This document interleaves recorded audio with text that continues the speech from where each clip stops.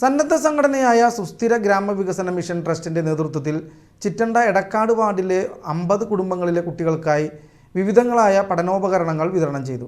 Doctor BR Ambedkar international foundation സംസ്ഥാന general secretary MR Harikumar ഉദ്ഘാടനം നിർവഹിച്ചു.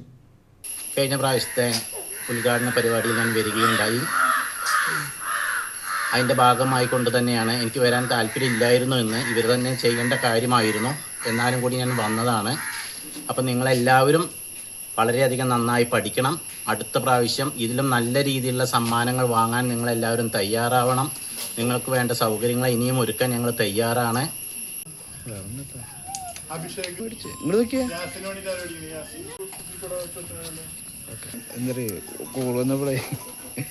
ട്രസ്റ്റ് ചെയർമാൻ PS സുനീഷ് അധ്യക്ഷനായി.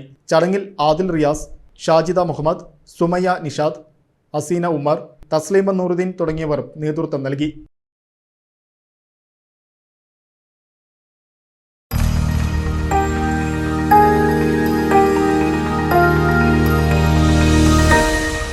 You are watching VCV News.